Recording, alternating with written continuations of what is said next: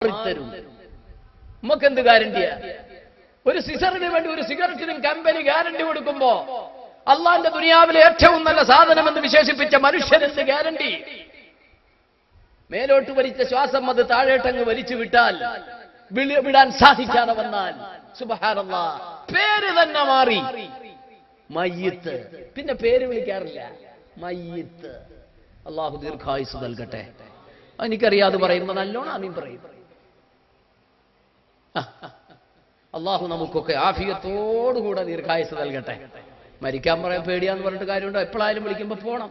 അപ്പൊ അതിനു മുമ്പ് നന്നാവാനൊന്ന് ശ്രമിച്ചോ കേട്ടോ, ഒന്ന് നന്നാവാൻ ശ്രമിച്ചോ. പരിശുദ്ധമായ ഇസ്ലാം ജൂൺ മാസം ക്രിസ്താബ്ദം 625 ജൂൺ മാസത്തില് 6 അടി മണ്ണിൽ കുഴിച്ചുമൂടി ഒരു സാധനമാണ് മദ്യം. സുബ്ഹാനല്ലാഹ്, ഇന്നെന്താ അവസ്ഥ? ഓരോ ബീവറേജ് ഷോപ്പിന്റെ മുമ്പിൽ നിൽക്കുന്ന ക്യൂ എന്താ? പറയൂ നിങ്ങൾ. അതിൽ കാക്കാമാര് മോശമുണ്ടോ? മുസ്ലിങ്ങൾ മോശമുണ്ടോ? ഗവൺമെന്റ് മോശമുണ്ടോ? റേഷൻ അത് ഇത്രേ കൊടുക്കാൻ പാടുള്ളൂ. മണ്ണെണ്ണ അത് മാസം ഇത്രേ പാടുള്ളൂ. പഞ്ചസാര അത് മാസം ഇത്രേ പാടുള്ളൂ. കള്ളോ ഏതെങ്കിലും ഒരു ഷാപ്പിലോ ഒരു ബീവറേജ് ഷോപ്പിലോ ഒരാൾക്ക് ഇത്രേ മാസം കൊടുക്കാൻ പാടുള്ളൂ എന്തെങ്കിലും ഒരു റേഷൻ കണക്കുണ്ടോ? പറയൂ നിങ്ങൾ. ഇഷ്ടം പോലെ കിട്ടും. സുബ്ഹാനല്ലാഹ്. കുടിച്ചോട്ട മക്കളെ, മുസ്ലിം പേര് വെച്ച് കുടിക്കരുത് കേട്ടോ. എടോ, നാം ആരാണെന്ന് പഠിക്ക്. വാദ്ദുമുല്ലായിലവും ഉന്നതന്മാരാ നിങ്ങൾ മുഅ്മിനീങ്ങളാണെങ്കിൽ. അമുസ്ലിങ്ങൾക്ക് ആ കാഴ്ചപ്പാടുണ്ട്. ഒരൊറ്റ അനുഭവം ഞാൻ പറയട്ടെ. ഒരാഴ്ച മുമ്പ് ഞാൻ എന്റെ ഉമ്മയുടെ വീട്ടിലേക്ക് ഒരു വണ്ടിയിൽ പോവുക. എന്റെ പെങ്ങളുടെ മോനെ ഡ്രൈവ് ചെയ്യുന്നു, ഒരു ചെറിയ പയ്യനാണ്. ഞാൻ പിൻ സീറ്റിലിരിക്കുന്ന ഒരു മാരുതി വണ്ടി.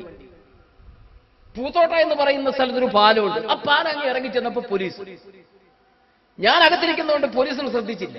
ഞാൻ കേൾക്കുന്നത് ഒരു പോലീസുകാരൻ ഈ വണ്ടിയുടെ അകത്തേക്ക് നോക്കിയിട്ട് എന്നെ കണ്ടപ്പോ പറയുന്നു, സാറേ ഇത് നമ്മൾ ഉദ്ദേശിച്ച ആളല്ല, ഇത് ഇസ്ലാമിന്റെ ആളാണ്. ഞാൻ ആ അന്തം വിട്ടു. സുബ്ഹാനല്ലാഹ്, നേരത്തെ പറഞ്ഞല്ലോ മുസ്ലിങ്ങൾ എവിടെ കണ്ടാലും പ്രശ്നം. ഇനി അങ്ങനെ വല്ലതുമാണ്. ഇയാൾ എന്താ പറയുന്നത് ഈ പോലീസുകാരൻ? സാറേ ഇത് നമ്മൾ ഉദ്ദേശിച്ച ആളല്ല, ഇത് ഇസ്ലാമിന്റെ ആളാണ്.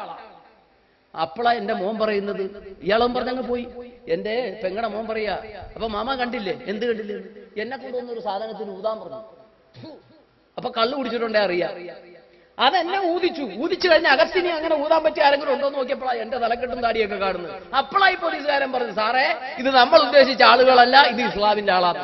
അപ്പൊ ആ സാറിനും അറിയാം, സാർ ഉദ്ധരിച്ച SIക്കും അറിയാം ഇസ്ലാമിന്റെ ആളുകൾ എന്താവൂലെന്ന്. കുടിക്കൂലെന്നോ?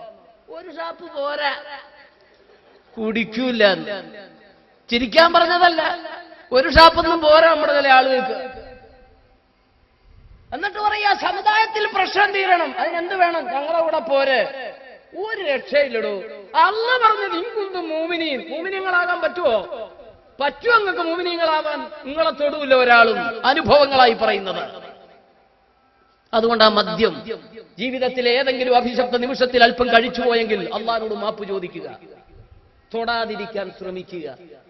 റസൂലുള്ളാഹി ഹിജ്റ ഞാൻ പറഞ്ഞല്ലോ ക്രിസ്താബ്ദം 625 ജൂൺ മാസത്തിൽ പ്രഖ്യാപനം നടത്തി. അപ്പൊ വിചാരിക്കുക അവർക്കൊന്നും കള്ളിനോട് പൂതിയില്ലാത്തത് കൊണ്ടല്ലേ മുസ്ലിയാരെ കള്ള് നിരോധിച്ചെന്ന്. നിങ്ങളെന്ത് കുടിയന്മാരാ? ആ കുടിയന്മാരുടെ മുമ്പ് നിങ്ങളുടെ കുടിയൊന്നും ഒരു കുടിയല്ല എന്നാ പറയുന്നത്. കുല്യായുൽ കാഫിറു സൂറത്ത് സുബഹി വരെ ഓതി കുടിച്ചിട്ട് എന്നിട്ടും തീരുന്നില്ല. ഇശാക്ക നിസ്കാരം കുല്യായുൽ കാഫിറു ലാ യഅ്ബുദൂന മാ തഅ്ബുദൂൻ മാ തഅ്ബുദൂന ലാ യഅ്ബുദൂൻ ഇങ്ങനെ അങ്ങ് ഓതാൻ തുടങ്ങി. കള്ളും കുടിച്ചിട്ട്. ഒരു കാലത്ത് അല്ലാതെ ഇസ്ലാമിന്റെ നിയമങ്ങൾ ഒറ്റടിക്ക് കൊണ്ടുവന്ന് പാസ്സാക്കിയതാണോ? 23 കൊല്ലം കൊണ്ടല്ലേ പാസ്സാക്കി കൊടുത്തത്. അങ്ങനെ പല ഘട്ടമായി വന്ന് ലാസ്റ്റ് പറഞ്ഞു, നിസ്കരിക്കുന്ന സമയത്ത് നിങ്ങൾ വാന്തും സുക്കാറ, നിങ്ങൾ എന്താക്കരുത്, കള്ളു കുടിച്ചുകൊണ്ട് നിസ്കരിക്കരുത്. അതോടെ അവിടെ തീർന്നു. അപ്പൊ അമ്മാതിരി കുടിയന്മാരുടെ മുമ്പിലാ റസൂലുള്ളാഹി പറഞ്ഞത്. വന്നിട്ട് പറഞ്ഞത് കുടിക്കല്ലേ, ആഖിറത്തെ പറ്റി പറഞ്ഞിട്ടാ പറഞ്ഞത്. ചില ആളുകളൊക്കെ മരിക്കാൻ നേരത്ത് അന്നത്തെ കുടിയന്മാരെന്താ പറഞ്ഞെന്ന് അറിയോ? മക്കളെ വിളിച്ചിട്ട് വസിയത്ത്. എന്ത് വസിയത്ത്? എന്താ വസിയത്ത്? ഇദാമിത്തു വദ്ഫിന്നി ഇലാ ജംബി കിറുമതി. മക്കളെ ഞാൻ മരിച്ചാലേ എന്നെ ഈ മുന്തിരിയുടെ കള്ള് കിട്ടുന്ന ഈ മുന്തിരി മരത്തിന്റെ ചുവട്ടിൽ തന്നെ എന്റെ ഖബറടക്കണം കേട്ടോ. അപ്പൊ മക്കൾ ചോദിച്ചു, എന്തിനാ വാപ്പ ഈ മുന്തിരിവള്ളിയുടെ ചുവട്ടിൽ കൊണ്ട് കബറടക്കണ എന്തിനാ? അപ്പൊ വാപ്പ പറഞ്ഞ മറുപടി, കബറിൽ കിടന്നിട്ടും ആ മുന്തിരിവള്ളിയിൽ നിന്ന് ഇങ്ങനെ ഈമ്പി എനിക്ക് കള്ളു കുടിക്കാനാ മകനെ. കബറിൽ കിടന്നിട്ടും അമ്മാതിരി കുടിയന്മാരുടെ മുമ്പിൽ അല്ലാഹുവിന്റെ റസൂല് ഹറാമാക്കി 6 അടി മണ്ണിൽ ആ സംഭവം കുഴിച്ചുകൂടിയെങ്കിൽ പഠിച്ചോ കഴിക്കുന്നു എങ്കിൽ ഞാൻ ഒറ്റ വാക്കിലെ ഓർമ്മപ്പെടുത്തുന്നുള്ളൂ, ആഖിറത്തിന്റെ പ്രശ്നമായതുകൊണ്ടാണ്. അപ്പൊ ചോദിക്കൂ, ഇതൊക്കെ വരുവോ? എന്തേ വരാത്തത്?